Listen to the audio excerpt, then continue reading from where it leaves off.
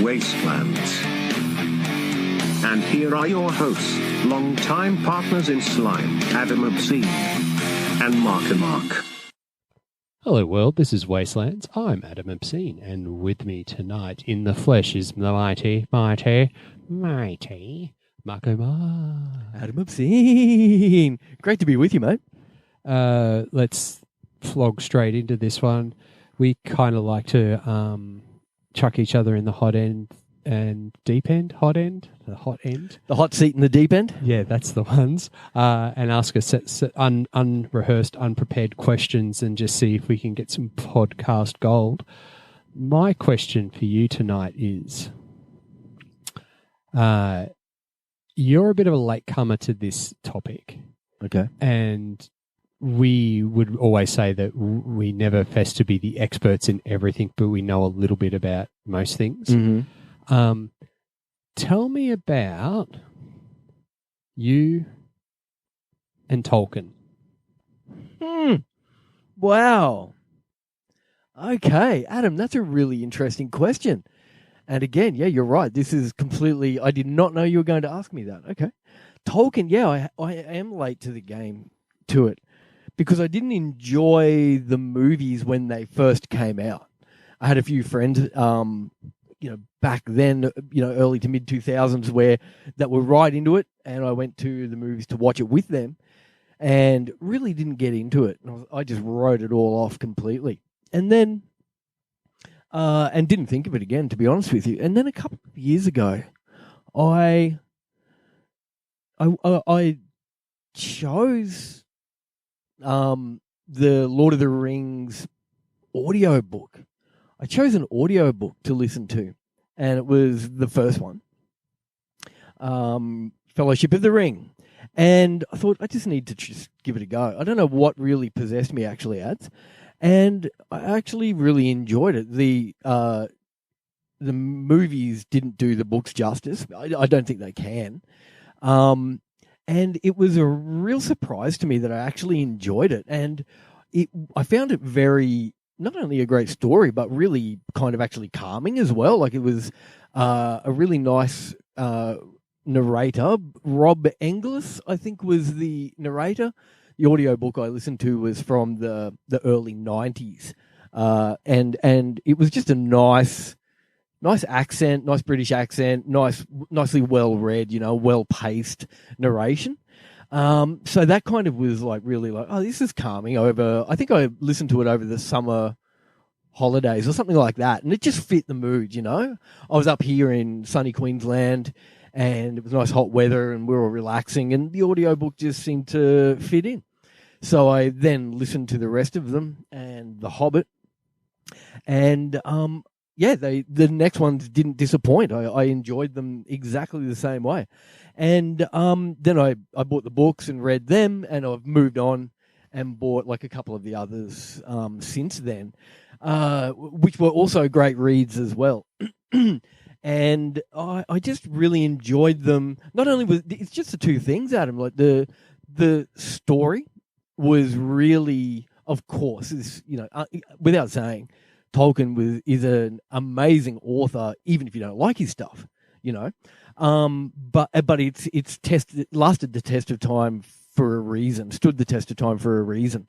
Very well written, very inoffensive, I want to say, because he wrote The Hobbit sort of for his children. It just came from imaginary sort of bedtime stories that he would tell to his children.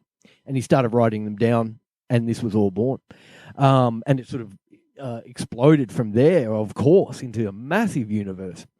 I reckon, though, now that I think of it, maybe the gateway for this, Adam, and you and the listeners know, this is no secret that I'm a huge lifelong Stephen King fan. And in 2014, I read his Dark Tower series all the way through. The ebooks, I got those. And they were fucking amazing. That really captured me. And you would read the forward. I would read the forward, and King would explain his whole multiverse, and that this basically that his Dark Tower series came from his obsession with Tolkien and Lord of the Rings, that epic universe. and a cross between that and sort of like spaghetti westerns. You know, the early. Sorry, I'm blanking on his name. Clint Eastwood, the early Clint Eastwood stuff. So if you have read those, you can kind of imagine like where he got Roland's kind of character from, being Clint Eastwood. Sort of a cross between like, you know, Hobbits and the Good, the Bad, and the Ugly. Yeah, pretty much, man. Pretty much. Yeah, put Clint Eastwood, you know, in an epic multiverse that's so far in the future that even the apocalyptic wasteland has decayed. And to read that and be so engrossed in it, I guess that might have planted a seed way back then. And once I discovered how good Tolkien was, I kind of enjoyed the Lord of the Rings series with the same level of enjoyment that I enjoyed The Dark Tower. So, Marco, 2 questions jump to mind. After reading the books, have you revisited the films? Yeah, I have revisited the films, actually, and I'm more forgiving of the films now because I've come to love the characters and the story and the universe, and now I know it, and you can fill the gaps. And I can fill the gaps. Yeah. Whereas, you know, maybe when I first watched them at the cinema when they first came out, I had no interest in it. Ads like my taste in reading has also changed over the years. Like maybe I can't remember when the first movie came out into the cinema, but it was probably at a time when I was still right into reading realistic sort of stuff and beat authors and true crime. I was really into realistic books, you know. And you can't really get much more fantasy wheelhouse as Lord of the Rings. Fellowship of the Rings came out in 2001. 2001. See, because I would have, definitely in 2001, you know, I would have probably gone, no, I'd rather read Charles Bukowski, than, which, you know, to me, you know, Charles Bukowski is not going to waste my time. Maybe a fantastical. You're not gonna have to sit in a cinema for 2 hours and 58 minutes watching some people go for a walk. Yeah, absolutely. I was not in the mindset of it. Imagine I was just too far into the beats. Bukowski, Hemingway, you know, some of the modern American authors. You were more in at the time, and not, you know, we were hanging out at the time.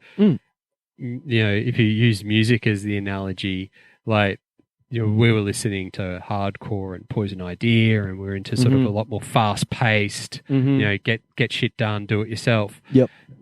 Which sort of leads to my next question: is music tastes connected to Tolkien?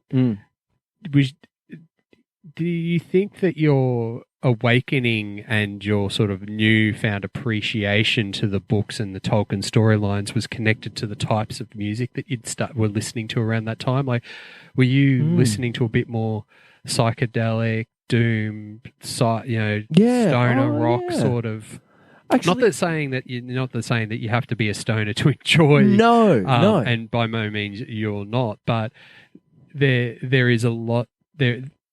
That music is a great accompanying soundtrack to those novels. Were you dabbling in that area in your music, listening at the same time? Yeah, I think you're right, mate. I don't think that the music led me straight to it, but I think that I was in the right headspace. I was definitely listening to music. Yeah, you're right. I was listening to, say, in maybe 2019. Sleep and High on Fiber. Sleep, High on Fire. High on Fiber. High five. Sleep, High on Fire. A couple of other bands that I just can't remember now. I'm blanking on them. Stone Jesus was another band. I don't know if you've heard Stone Jesus, but they were great. So it's sort of like the stage was set to have the most open perception to that. Yeah. I think that it's an interesting point that and I've seen that in my own reading and listening and watching of films that we definitely know you've got to be in a mood. Yeah. Or you've got to be in a vein. Yeah. To be sort of open to getting the most out of that media or that literature or that journey. For sure. And I always find it interesting to say and I ask that question, I think it's a question we should ask our listeners moving forward, is when you discovered a book or if you discovered a band or you discovered a movie, I'm always really interested in what you were either listening to or reading or watching and reading or watching and listening to, depending on what medium that you were actually exploring at the time. No, you're dead right. Because That's I find true. that interesting. I think that there's the mechanics of the mind is fun. And that's kind of the reason why I wanted to ask you that question. That's interesting. Because so at that time I'd read the books before 2001 and had you? And went and watched the movies and enjoyed them. Sure. Never really, but the funny thing is I never really enjoyed Lord of the Rings as a book. Didn't really enjoy it as a movie, but I appreciated what it was. Yeah. And the main reason I never really enjoyed Lord of the Rings is because I've never enjoyed Led Zeppelin. Oh yeah, for which sure. is another episode. What about Led Zeppelin altogether? Yeah, because there's a real '60s counterculture singing about Golem. Yeah, like they picked up on the Lord of the Rings world, and that's what Tolkien said. Like it morphed into from him. It went from just fun stories that he would tell his kids before bed to then becoming he when he expanded that epic universe, a psych icon. he wanted it to be like how should I say, almost like a mythology for England, because he felt at the time England didn't really have a mythology. A fantastical kind of mythology. It wasn't like ancient Greece or ancient Egyptian. Yeah, sort of or the Valhalla or Zeus and that sort of business. Yeah. And that's the sort of storytelling the fables or the morals and the stuff that he's aiming towards. Yeah, it's interesting because then that's the stuff that I think then the '60s sort of Age of Aquarius counterculture picked up on, and it then gets massively connected to then that's the stoner stuff, which then there you go. It still runs back through. But I guess growing up punk, there was really nothing.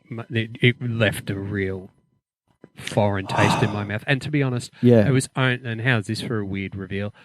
I've only just actually listened to a full Led Zeppelin song. Just in the last 12 months. Yeah, right. Okay. Let's morph this into Led Zeppelin. What Led Zeppelin song did you listen to? I think it was the one, I don't even know which one it was. It was the one that was like maybe from the Godzilla soundtrack. Okay. Whole Lot of Love or something? Okay. Look, this is how it doesn't even rate in my mind. Is that I just haven't gone there, haven't really gone there. Look, I have listened to tracks since and sort of given it a go. And interesting is that I picked just the Tolkien-esque nature of it is so wizards and fantasy and swords and sorcery. It's a soundtrack to that type of business, even to the point where I think you told me about a Robert Plant quote once. Yeah. Can you remember what that quote was? No, can you? I think it was like, it was along the lines of he was asked about his legacy and talking about other bands and what their imprint on what they've done. And his quote was, I look at what other bands have done and I'm really impressed. I look back at what we were doing in the 60s with the wizards and sorcery, and it's all a bit iffy. All a bit iffy. Yeah, right. So even those guys were like going, okay, because of course being British and they were getting their Stonehenge on back then, and they wanted to buy into that English mythology. Yeah, like this is us. Let's adopt it. And it totally is, and it kind of reminds me a little bit like the winter solstice has been just like the last week, and we went up to the Sunny Coast to a mate's place, Burko, over in Ninderry, and he has a winter solstice party, and they Yeah. do maypole dancing and Yeah. the Blarney Stones, and watch the sun go up and sun go down. And Cool. and it was very paganistic and very earthy and very family, and they had a Burning Man and they flaming bows and arrows and all that sort of stuff. That's cool. At no point did anyone play any Led Zeppelin. Oh, that's probably good for you. What about any other like epic rock? Like have you gone down the stoner rock or doom? Has anything jumped out at you where you've gone, okay, this is a bit psychedelic? I like Sleep. Yeah, Sleep's But good. that's new, but nothing from the 60s. No. But Woody, my mate, who used to own Vital Juice's records in Redcliffe, got me onto Sleep, onto that classic, the classic double album that is just basically, 2 hours of noise where they just got all the money from the record company and set up all the speakers and just recorded drone. Yeah. Dope Smoker. Yeah, Dope Smoker. Dope Smoker. You got me that album from Amoeba. Oh, yeah, for my right. 40th. Yeah, that's right. I did too. 55 years ago. Yeah. So Dope Smoker is like, for me, the pinnacle stoner album. Yeah. That if that's where I go for that sort of, if I was going to read Tolkien, I would have Dope Smoker in the background. Oh, I see. That's my soundtrack for that. Gotcha, man. Gotcha. I've just remembered now the it's like monks chanting. Monks chanting. Yeah, it's kind of like you could. we don't smoke, but you could lull yourself into that kind of like stoner. Just lay back and enjoy that because it's an epic song, man. It's like an hour 52 or something like that of just experimental drone. I love it. Yeah, it's great, and I love it. And it's something primal, and it's something primordial about it. It's and I think that you don't need to sing about witches and warlocks and hobbits and golems. No. You don't have to be so literal. No, but you can actually channel the essence of Tolkien, and I think that's what Sleep, and to a certain extent, other sort of doom or stoner rock bands do. Yeah, if they get into that experimental instrumental, and I think that's why it's the difference is between iffy lyrics and experimental instrumental tracks. I'm in the instrumental track wheelhouse when it comes to my doom and stoner. Yeah, rock. right. It's like, that makes perfect sense. Which is so weird because, like, if I said to that 25, 30 years ago, I'd be going, what? What the hell? What the hell? Yeah, I know. You're mad. And it's funny, like back then, 25, 30 years ago, Sleep were around and they were playing with bands and in venues where of the bands like we would have liked. They were playing like Gilman Street and stuff like that with like Neurosis and like hardcore bands. Like they were the long hair, long song, slow, like driving drone music, but they would also be playing with like Drop Dead or Neurosis back when Neurosis were hella fast. Is Caius a gateway drug to Dope Smoker and Sleep? Yeah, I think so. I don't know. That's it's a like really that Desert good Sessions is like kind of like that same vibe. Yeah, I don't know. That's a really good question, Ads, because Sleep were in the Bay Area, like they were in Oakland, and Caius were in Palm Desert. So they were in California. I don't know who would have heard of who first, though. I'd like to think that they might have just sort of both been happening at the same time, maybe. Just through the osmosis of what was going on at the time. Yeah. And I guess that for a listener who doesn't have that connection, clearly, most people had heard of Caius before, getting into, the more obscure sort of like stoner stuff. Yeah. That Caius probably in that sense is a gateway to stoner rock. Yeah, they were definitely on the vanguard of making it popular for sure. And then you can just shoot off and then go Queens of the Stone Age or go Dope Smoker and Sleep and then High on Fire. Like And the whole time you've got Tolkien in the background just just bubbling away. Do you reckon everybody that actually owns Sleep's Dope Smoker has a copy of the Lord of the Rings trilogy on the bookshelf. Look, I wouldn't be surprised, mate. I wouldn't be surprised. Listeners, let's put that out there. If this is your shtick, or you know somebody that is into Lord of the Rings, it's probably more likely that someone that's into Dope Smoker and Sleep has Lord of the Rings as opposed to someone that's into Lord of the Rings has Sleep. Oh, that's so true. That's so true. Let us know. Marco, thanks for that. That was a little bit of a wandering discussion, which was quite enjoyable. Yeah, that really was. Listeners, if you have a question that you would like to ask either myself or Marco, please hit us up on the socials at Wastelands Radio Show or on Twitter, Wastelands Radio Show. It's actually, Wastelands RS. Or you can send us an email at wastelandsradioshow@gmail.com and tell us what you think, or I think that's the only other ways you can get us. We don't give out our mobile numbers anymore. Hit us up on bloody TikTok. Oh, yeah, hit us up on TikTok. Ask us a question, and we will endeavour to read it not before we go on air. How's that? What we'll do is if we get questions, instead of reading it, we'll read it live as much as we can on a podcast and answer it. Yeah, okay. We'll react spontaneously. Yeah. Done. All right, that's a challenge out there, listeners. Marco, thanks for that. That's cool. You. That is actually the longest free-balling conversation. Mate, we have free-balled. And while we're free-balled, I just want to end it off by saying, Adam, your listeners, you'll get this, and if you don't know this song, get into it as well. I dare you, Adam, to swap out Stairway to Heaven for the song I referenced before. The band is Stoned Jesus, and the song is called I Am the Mountain. There we go. Swap out. If you don't like Led Zeppelin, swap out Stairway for I Am the Mountain. That's my my last thing for this episode. All right, Marco. Well, thank you so much for that. Sorry. I'm going to check that out right away. But right now, listeners, thanks for joining us. And if there's anything more you'd like to add, my good man, is there anything you'd like to add? It's good night from him. And it's good night from me.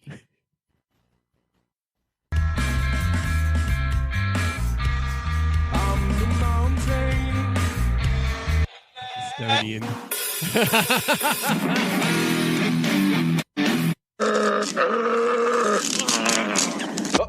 Before you say another word, it's finished! Oh, oh.